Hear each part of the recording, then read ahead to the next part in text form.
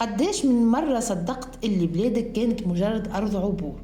ووقتاش باش نفيقوا اللي قصة عليسة وجلد الثور هي مجرد حكاية متاع أطفال غطاوا بها الحقيقة المرة اللي روما حبت تمحيها؟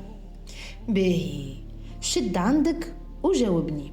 علاش التوا يحبوا يقنعوك اللي احنا كنا كراية عند الفينيقيين، في حين اللي التاريخ يقول اللي قرطاج قعدت 300 سنة تدفع في الكراية لملوك الأمازيغ؟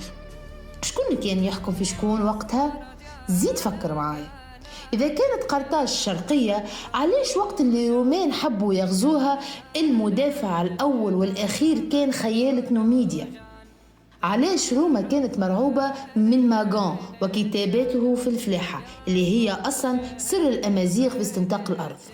يزينا من عقد الوافد. قرطاج ما كانتش نسخة من الشرق، قرطاج كانت الرد الإفريقي على غطرسة المتوسط. جاء الوقت اللي باش نجبدوا المحراث متاعنا ونحرثوا التاريخ من جديد، باش نلقاو وجوهنا ملامحنا وسواعدنا اللي بنت السور.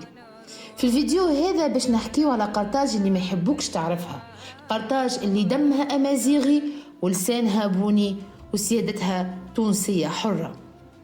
من آلاف السنين والعالم يحكي في حكاية قرطاج كيما حب هو. قالوا إنها مجرد مدينة بناوها ناس جايين من الشرق هاربين من سور، أما الحقيقة المدفونة تحت هضبة بيسا تحكي قصة أخرى جملة. قصة مدينة ما كانتش مجرد قشور فينيقية، بل كانت أول إمبراطورية في تاريخ شمال إفريقيا، بدمها وروحها وسيادتها كانت أمازيغية بامتياز. اليوم باش نكشفوا الحقيقة كيفاش قرطاج ولدت من رحم الأرض هذه.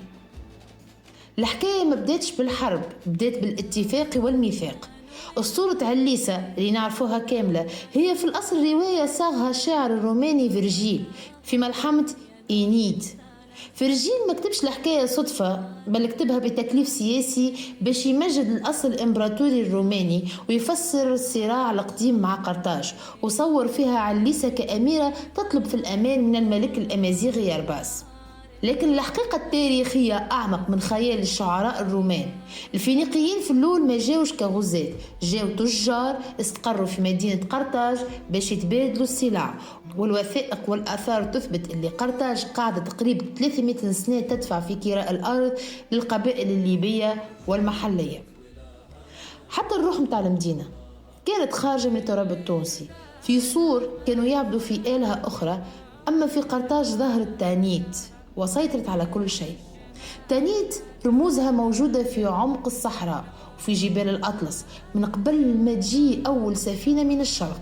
القرطاجيين رسخوا التانيت في آثارهم باش يقولوا للعالم احنا ولاد الأرض هذه وآلهتنا هي آلهة الأرض هذه.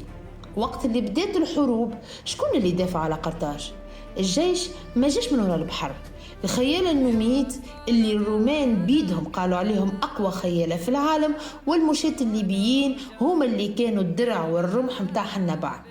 حنبال ما كانش يقود في الغرباء، كان يقود في جيش إفريقي 100%، آمن اللي قرطاج هي مشروعه الوطني وهي العاصمة اللي تستحق الموت على خاطرها. الفينيقيين كانوا ناس بحر وتجار، أما قرطاج ولات سيدة الأرض والفلاحة. قولي كيفاش؟ بفضل خبرة الأمازيغ اللي يعرفوا كل شبر من أرضهم.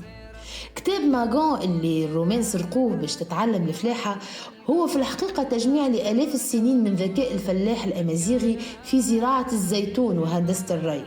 قرطاج ولات مطمورة روما بفضل السواعد التونسية اللي ردت الأرض الجنة. في الآخر قرطاج ما تاحتش نهار اللي تاح السور، وما تحرقتش نهار اللي رومان صبت الملح في أرضنا. قرطاج مازالت حية. أما السؤال الحقيقي ليك أنتي اللي تسمع فيا، علاش لليوم يحبونا ننساو اللي احنا أصحاب أقوى إمبراطورية في المتوسط؟ وعلاش يخافوا وقت اللي نعرفوا اللي قرطاج ما كانتش مجرد هجرة، بل كانت ثورة أمازيغية لبست رداء بوني؟ زعما الأديان والتاريخ اللي حرثناه اليوم مازال يخليك تقول أنا مجرد عابر سبيل في الأرض هذه؟ واللي وقتها باش تستعرف اللي الدم اللي يجري في عروقك هو نفس اللي خلى روما ترعش من الخوف لقرون. الحكاية مش مجرد ماضي، الحكاية هي شكونك انت اليوم. اقرأ التاريخ، أبحث في أصلك وفك شفرة سيادك. قرطاج ما كانتش حكاية وافد، كانت وتبقى صرخة سيادة تونسية محفورة في الحجر وفي الدم.